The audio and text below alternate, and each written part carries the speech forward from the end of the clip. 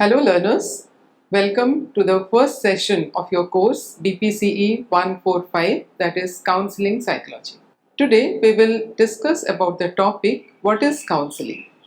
Now you must be knowing that the term counseling is used so frequently in our day-to-day life. Just think of different situations or scenarios in which we use this term counseling. For example, if we talk about the immediate family, you can see that the family senior members in the family, they provide counseling to the other members in the family. Similarly, when you go to a doctor, there also the doctor might provide you counseling related to different concerns and issues that you have gone for. Similarly, you can see that in case of lawyers or advocates, they also provide counseling related to the legal matters. Financial advisors, they also provide us counseling related to the financial matters. Similarly, when you visit different places, suppose if you want to go abroad or want to visit different places, there also we come across trip advisors who provide us guidance, counseling related to how we can plan our itinerary. Similarly, we have admission counselors. You must have seen that during the admission process, admission to engineering or medical admission, there also we get counselors who guide us regarding the admission process and placement. Of course, we have priests also. They also provide us counseling with regard to performing different prayers or pujas so that to remove our suffering or for our well-being. Astrologers, they also provide counseling based on the position of the planets, stars and other things. And definitely we have psychological counseling where the trained personnel, they provide counseling with regard to different issues and concerns that we face in our life. So in a nutshell, we can term this different types of counseling into different categories. For example, informal counseling. So as I talked about, the parents, the family seniors, the elder members in the family, or our colleagues in the workplace or our supervisors, they all provide us informal counseling. So whatever counseling they provide, it is called as the informal counseling. Okay. Even friends also, they can provide you counseling, and that comes under, that is termed as informal counseling. The other group that we can talk about is the formal counseling.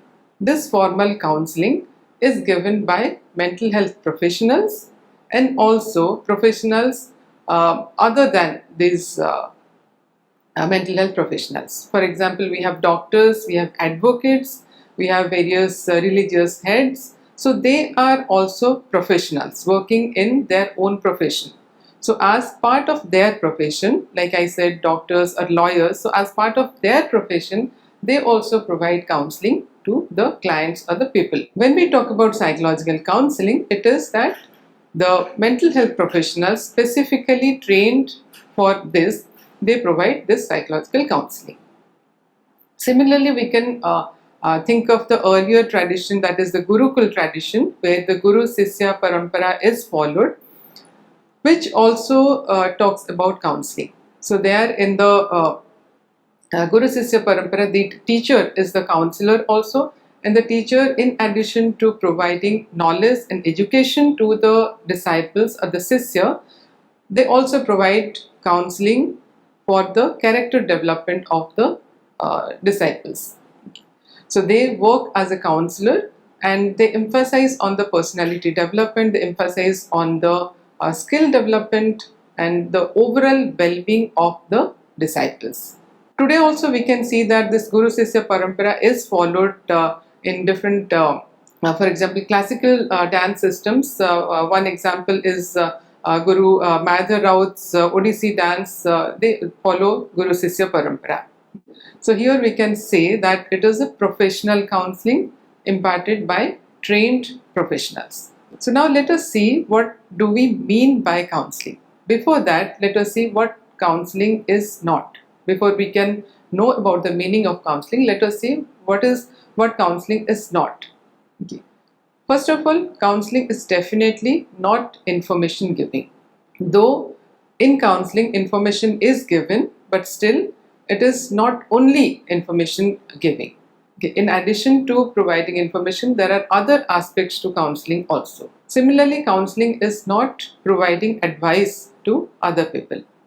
For example, if I talk about a teacher telling a student that, okay, your parents are doctors, your family members, other family members are also doctors, so you can also go for the career as a doctor. So this is called advice. And also, counseling is not passing judgment or putting one's own value systems or one's own opinions or judgments on the other person. We may have our own values or judgments or views, but that should not be applicable. That is, it's not that will be applicable to another person. So we need to think about the individual person and the different aspects of that person and then provide counseling. So counseling doesn't involve providing any kind of judgment or direction to another person. Okay. Similarly, counseling is also not providing instruction to another person. And many times we see that if you have a fever, you go to a doctor and then the doctor gives you medicine and then you get that solution and you are cured. Okay. But in counseling, it is not that we provide solution. Okay. It is that the counseling provides help to another person so that the person can help himself or herself. So counseling is not providing direct solutions to the client. Okay. So now you know that what counseling is not. Let us see what counseling is then. So counseling is a relationship. It is a relationship between two persons. One, the counselor, and the other is the client, where the counselor provides the client different resources so that the client can help themselves. Okay. It facilitates the clients to take decisions, to find their own solutions and to direct their own life.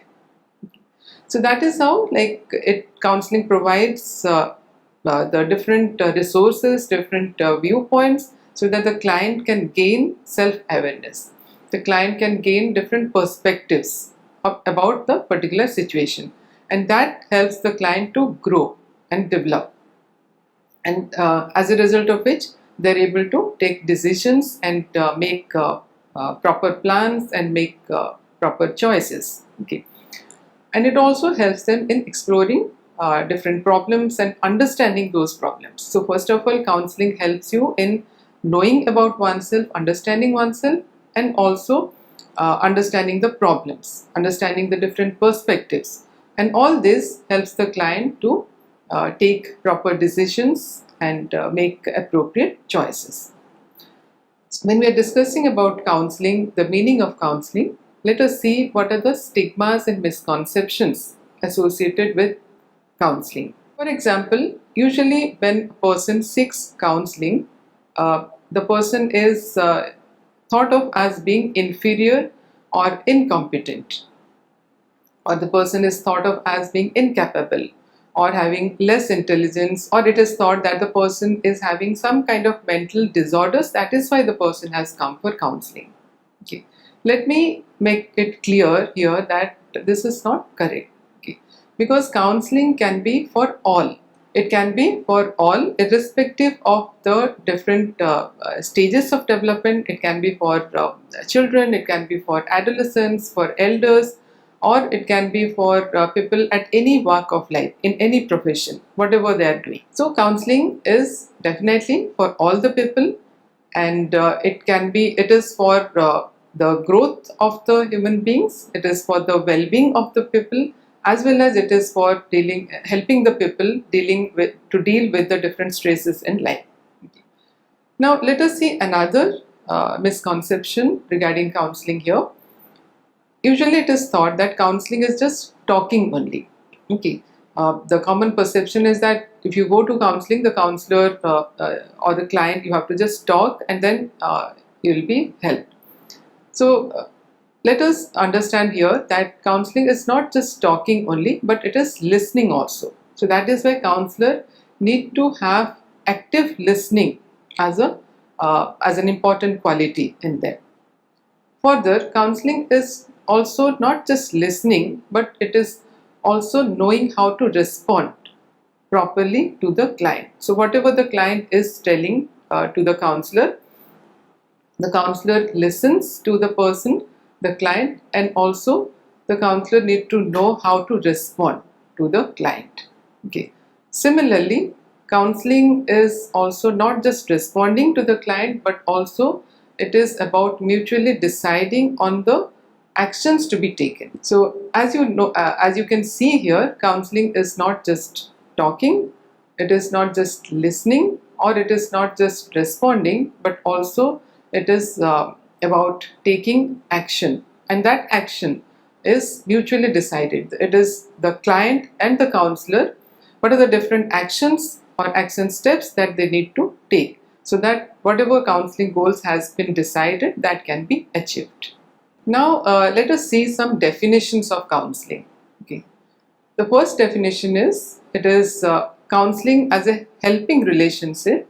It involves the endeavor by interaction with another person to contribute in a facilitating positive way to his improvement. This definition is given by Searcher and Stone, 1971. This definition highlights that it is a facilitating relationship. Okay. Let us see another definition. It says counseling is a helping relationship in which at least one of the parties has the intent of promoting the growth, the development, maturity, improved functioning, and improved coping with life of the other. Now, this definition given by Rogers also emphasizes on that this is a collaboration between the counselor and the client.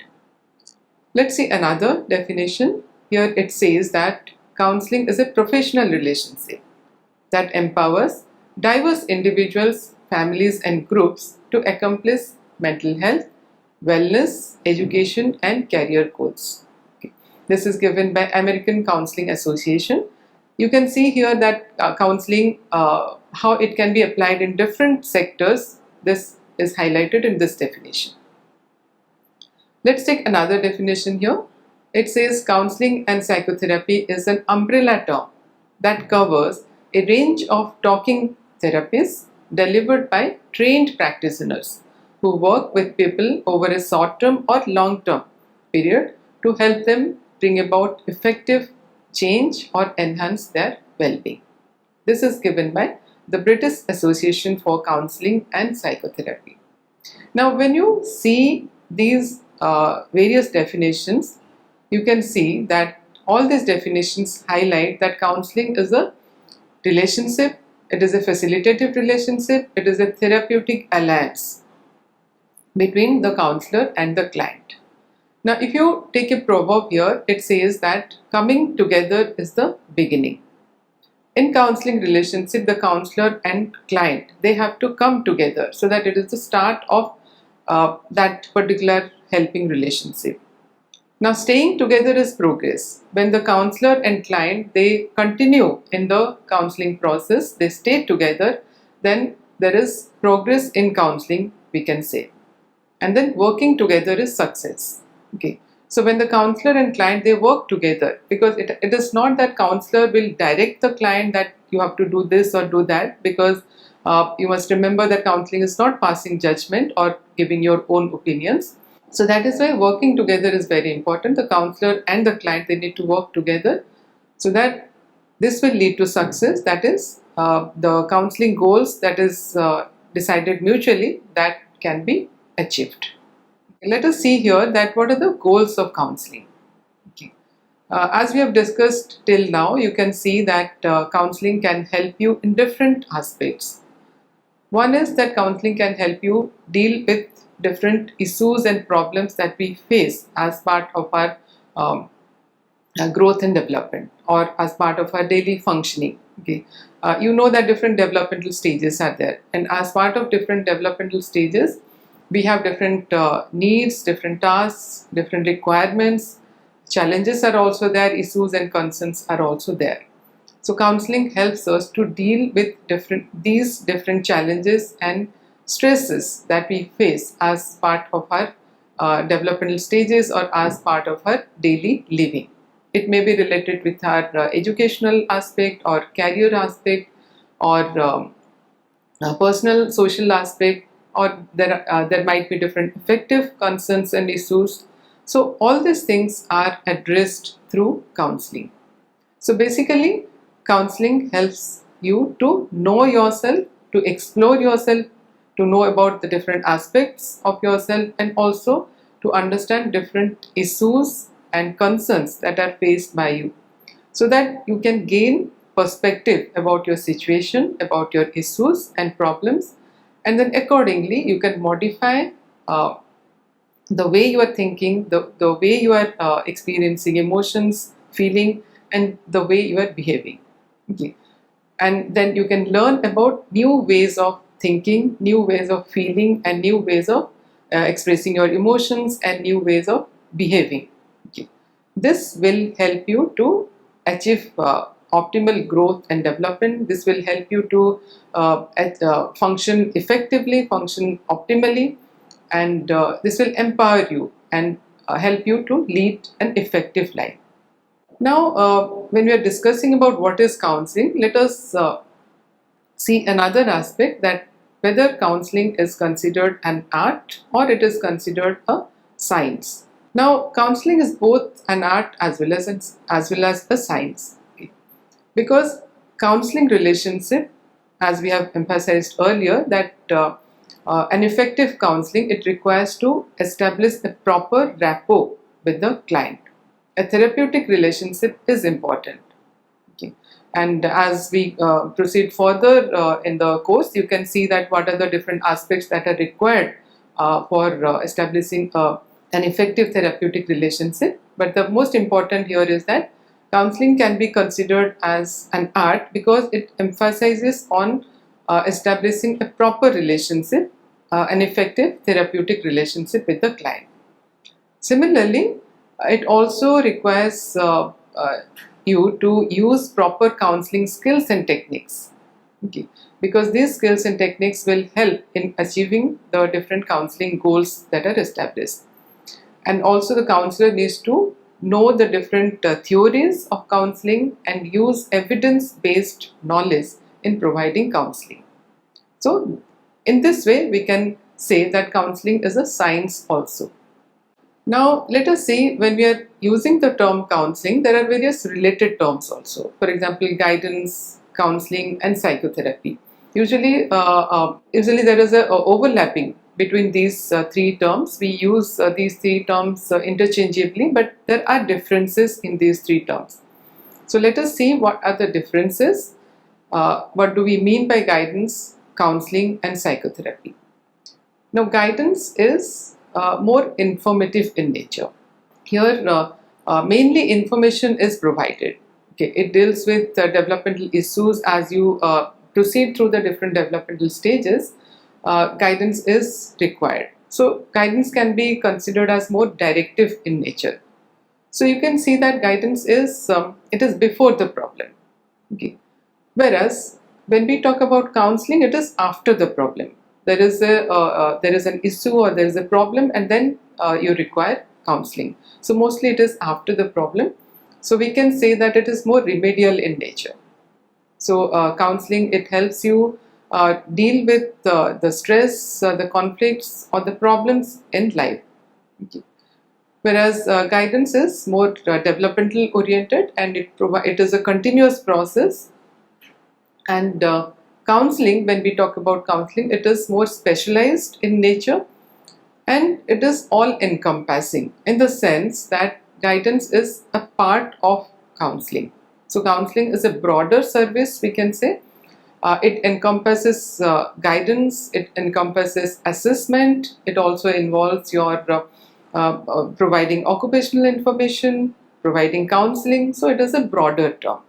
Okay, so there is guidance is involved. So we can say that counseling includes guiding, it includes assessment, it includes your providing occupational information, career information. It also includes your personal growth, social relationship issues, and other things. Okay. So, as you can see here, counseling also involves various subspecialties.